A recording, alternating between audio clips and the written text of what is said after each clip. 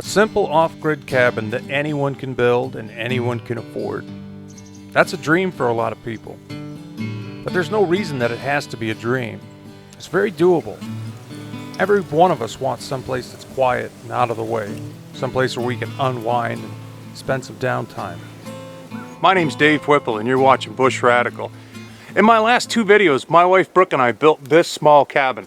A cabin anyone can build and anyone can afford. People want to know about different aspects of how the cabin was built, how we did certain things, and of course, what does it cost? In this video, I'm going to try to answer all the questions that I can regarding this cabin. Stay tuned. One of the questions I got asked all the time was, how is the cabin attached to the concrete foundation? Well, the fact is it's not. Now these concrete pads are dug into the ground and the treated posts are just sitting on top of them. A lot of people have asked, how do you attach that post to the concrete? Well, gravity will do it as far as I'm concerned. In Alaska, lots of small cabins are built on just a concrete pad with a concrete post. No attachment whatsoever, and that's earthquake zone. In the event of a good earthquake, nothing you're going to do is going to ensure that your building's going to make it. Now this cabin sits on about 8 of these concrete pads. The pads weigh 40 or 50 pounds a piece, and if there's 8 of them, even if you were to attach the cabin to the concrete pads, you're only adding about 300 or 400 pounds of weight to a cabin that weighs a ton at least. Another question along those same lines, people asked, why do we build under a tree? There's going to be a good chance that the tree could tip over on your building. Well, the trunk of this tree is about 12 feet, and then it branches out into branches. And the base of the tree is about 18 inches, 20 inches around.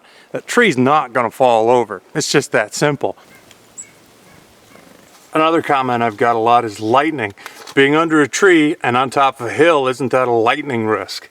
Well, this tree is about 25 feet tall at most. But if I was to take this camera and turn it around here and point it into the woods, there's trees out in this stand of timber that are 30, 40 inches across at the base and they're 85 feet tall. I don't think being under a 20-foot pine tree is that big of an issue.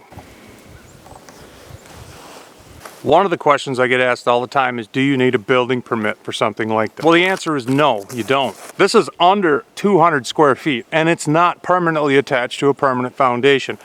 Under PA 230 in the state of Michigan, which is Public Act 230 of 1972, anything under 200 feet doesn't require a permit.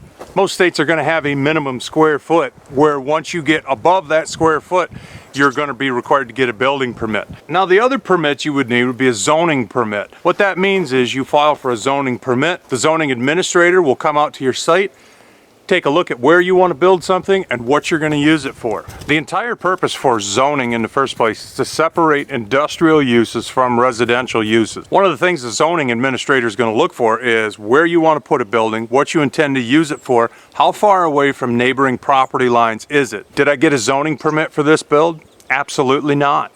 Why is that? Now on this property, Brooke and I have about 14 acres. If we were to split that right in half, we'd have 7 acres on the east side, 7 acres on the west. On the western 7 acres, this cabin is pretty much dead center. There's no way I could get this farther away from the other property boundaries, and it's obviously residential. People ask all the time about this charcoal gray black colored stain. I think it looks fantastic, but you're gonna have to pop over to my wife's channel, Girl in the Woods, and ask her. She bought this. I had nothing to do with picking out the stain or where it came from, and honestly, I don't know the answer to that question. Another comment we got was about this single pane window.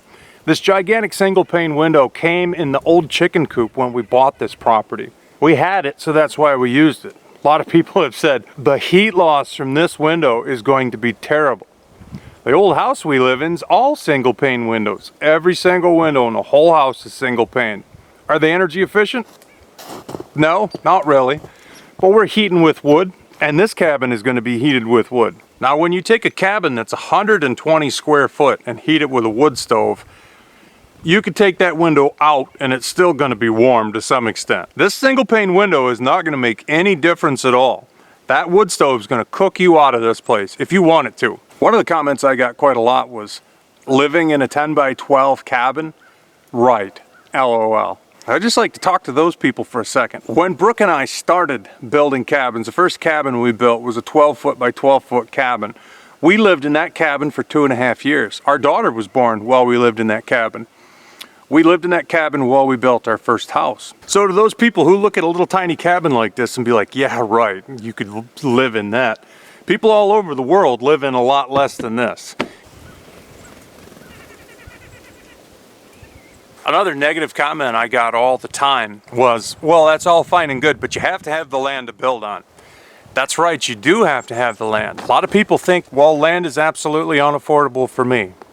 Maybe that's true, maybe it ain't. I've been driving the same car for 11 years. It's got 315,000 miles on it, but I own 3 pieces of land. That F-250 you saw in the video, I paid $350 for it. I fixed everything that was wrong with it. I've never had a new car. I've never had a car that was even close to new, but I own land. Most of the pants I have patches on them, but I've got land. I have a YouTube channel, but I don't have internet on my cell phone. I've got the cheapest talk and text plan you can find. But I have land. I have the cheapest car insurance money can buy, but I have land. I know people that have car payments on brand new vehicles, people that have mortgages, people that want the latest cell phone, people that spend a couple grand a year on clothes. It's all about priorities. It's all about choices. This particular piece of property cost $113,000. It was 34.5 acres when we bought it with an old house on it. We sold off 20.5 acres that was just all field back here, because we're not going to farm it. Want to know something else? We bought this place with cash. No financing whatsoever. Now, we could afford to buy this piece of property with the house and barn and garage on it in cash, because previously we'd built a log house out of pocket in Delta Junction, Alaska. We could afford to build that place because before that we had a house in Fairbanks, Alaska that we built completely out of pocket. And we could afford to build that house completely out of pocket because we started out living in a 12 by 12 cabin that we built for about $3,000 on a piece of land that cost us $6,000 to buy. We financed that land with $1,000 down. We put $1,000 down, signed the contract, and we started building our first cabin that same week. By the end of that summer, 2001, we had that 2 acres paid off. Our cabin was totally paid off because we built it with our own hands in our free time. And while we were building that cabin, we lived in a dome tent. So if somebody thinks that land is an issue, you have to make it a priority, and then it's not an issue. If somebody thinks they can't build something like this, it's only because they don't want to try. They don't want to get out of their bubble. They don't want to learn anything new or give it a shot. Because nothing is rocket science about a build like this. This little cabin right here is so simple. Anybody willing to try can do a project like this. And that leads me to something else I want to talk about. I've had this comment many times. I can't do that. You're a professional. You've been building for years. Blah, blah, blah. Yeah, I'm kind of a professional. I got my general contractor's license when I was 22 years old in the state of Michigan. Then I moved to Alaska when I was a cement contractor there for 7 years, and I built cabins and houses. Am I a pro? No, not at all.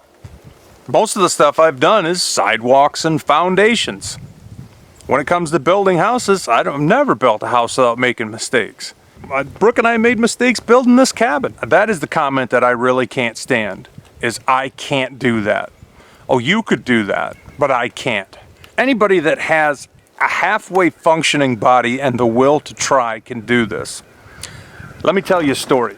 In Fairbanks, Alaska, there's a highway that runs out of town. It's called the Steese Highway. If you turn on Farmers Loop Road, there's a big dump there. At the dump, there's a covered area where you throw anything that's good. People come to the dump, they look at underneath that covered area. If there's anything useful there, they grab it and they take it home. It's a good way to keep stuff out of landfills. One day I was at that dump, and on that platform, looking around in the garbage, was a man on the ground who was only a rib cage up.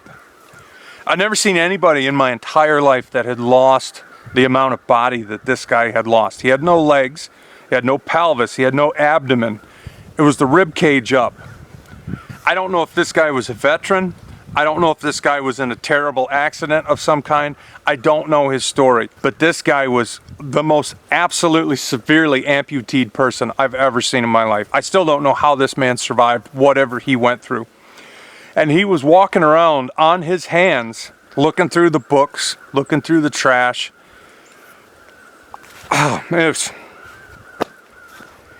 This guy, when he was done looking through the dump, he walked over on his hands. He had gloves on his hands. He walked over to this old baby blue, it's a Suburban, I think, old beat up Suburban. The door was left open from when he got out. He climbed up into it. He started that rig up and he drove off. He had it rigged up so he could drive that Suburban.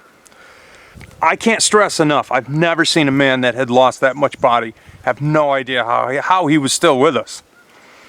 But you know what? I think about that guy all the time. Hardly a week ever goes by when I don't think about him. I don't know if he's still alive. I don't know where he's at. I don't know what his story was. I know people that have seen him, bumped into him, talked to him. Could that guy build a cabin like this? I wouldn't put it past him. I certainly wouldn't put it past him. And I'll tell you what, I would much rather hang out with a bunch of amputees that have a can-do attitude and are ready to overcome whatever it is they got that's in their way. I'd way rather hang out with folks like that than somebody who's healthy and fit and has no issues and says, I can't do something like that. If you're that person who thinks I can't do,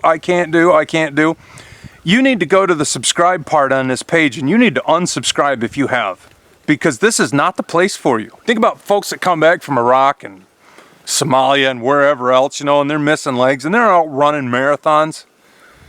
And then somebody's sitting at home on their brand new iPhone, completely healthy, and says, yeah, I can't do that. Oh, this is bull crap. I can't do that. Shut up. Just shut up. You don't belong here. I don't want to talk to people like that. I would much sooner sit down and visit with that guy in Fairbanks than anybody out there who's healthy and has everything else going for him, and look at a project like this, which is stupid simple, and say, I can't do it.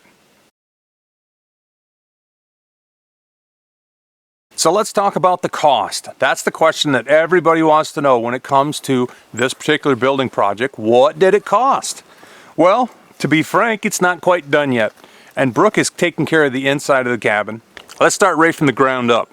The foundation pads are about $1.79 at Lowe's. I used 8 of those, so let's just figure $18 for the concrete pads. The 6x6 posts that are the legs for the cabin, those were all cut out of a single 12-foot treated 6x6, cost about 60 bucks. Floor joists, there was 2 12-footers and there was 7 10-footers. That cost about $100. I was buying lumber from the Amish, which is full rough cut lumber, so it's a true 2x6. I was getting charged between 40 and 45 cents a board foot on 2x6s and 2x4s. So I have the whole floor joist system cost about $100. The 1/4-inch plywood that held up the floor insulation cost about 80 bucks. I had 4 sheets, they're about $20 a piece.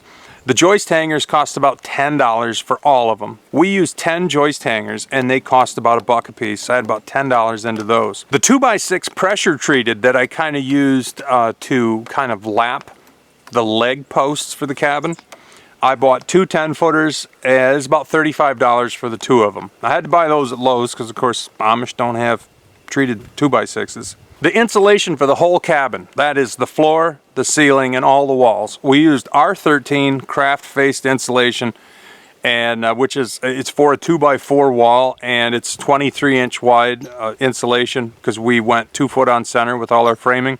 Took about $240 worth of insulation. We did have some of that on hand that was given to us by my brother Ryan, but you won't have that, of course. You'll have to buy it. It was about 240 bucks to get the insulation that this cabin needed. Now, the real kickers here, the real big ticket items on this cabin build was the T11 siding and the subfloor. Now, the subfloor in this cabin wasn't pressure treated, but it was moisture resistant subflooring, and it was about $42 a sheet. So there's $160 into the subflooring because I had to buy 4 sheets. Let's figure $200 for the subfloor and the nails. I didn't use glue.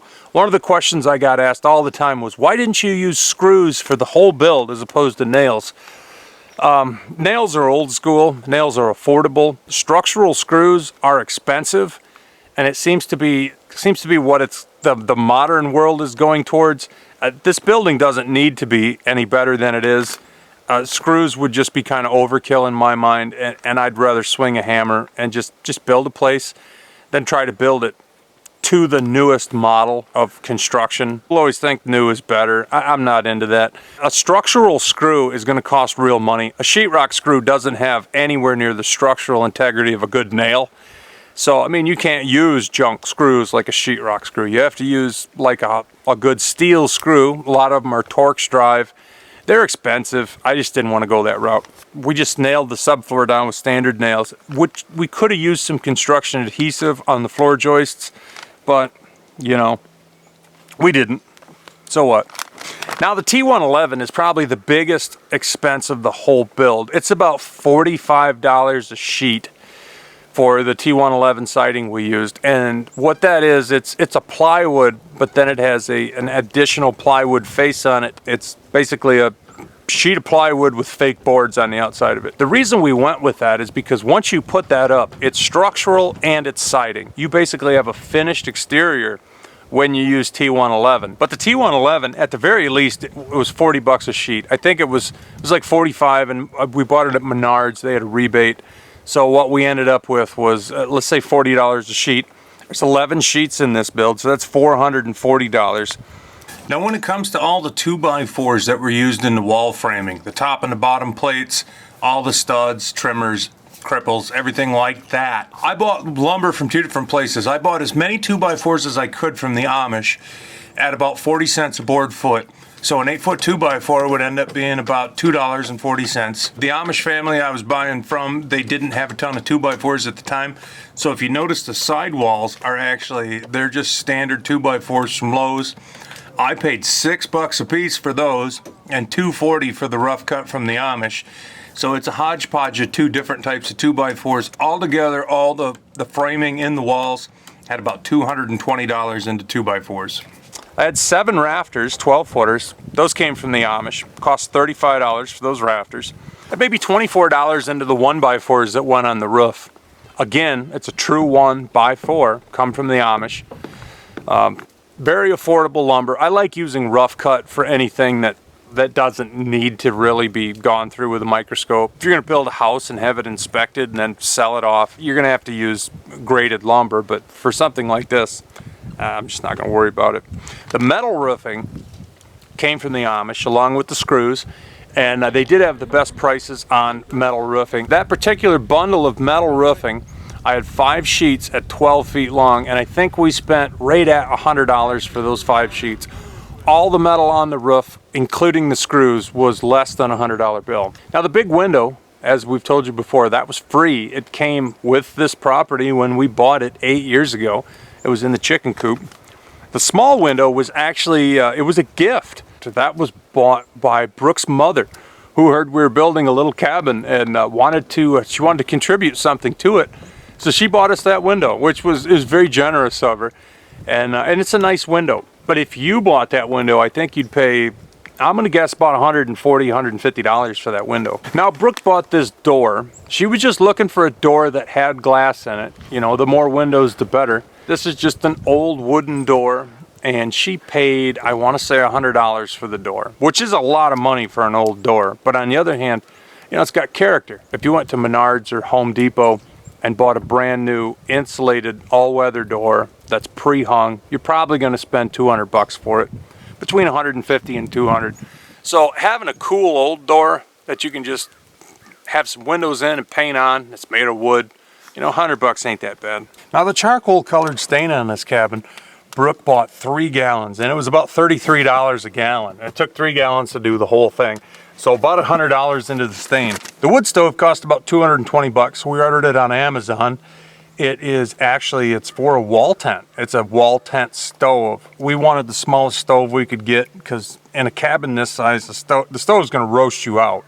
And probably $20 into the stovepipe sections and probably another $20 into the elbows. There's 2 elbows in this setup. And the China top, we already owned that, but that'd be another $15, the very top of the chimney pipe. The double-walled pipe where the stove pipe passes through the wall, that's a $75 piece of pipe. You definitely want a double-walled pipe though, an insulated double-walled pipe. anywhere that a chimney is passing through your structure. So right now we're somewhere between $2,000 and $2,400 on this build up to date. Now Brooke is doing the inside of this cabin right now. She's finishing it out, and I'm not going to spoil that. Go over to her channel, Girl in the Woods, if you want to see the finished interior of this cabin. And once that's done, you can add that cost to that $2,000 price tag, and that's the cost of the whole cabin. Where could you cut costs? Well, you could cut costs in a lot of places. You could buy less expensive subfloor. You could buy less expensive siding. You could just go with a plywood as opposed to a T11. You could paint the plywood as opposed to stain it. You can finish the inside in anything you'd like. You know, it just depends on how nice you want the place to look when you're done and what kind of a look you're shooting for. I think you could drop the price $200, $300, $400 by just changing a few things. But it's going to depend on what you want. If you just want a plywood shack with tar paper around it, which in my mind is just fine, so you could probably cut the cost by $500.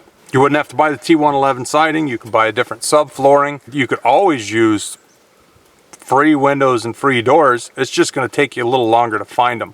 They're out there, but you're going to have to look around and start scrounging material as opposed to, you know, sourcing stuff like the day you need it and trying to find whatever's available and going and spending cash for it.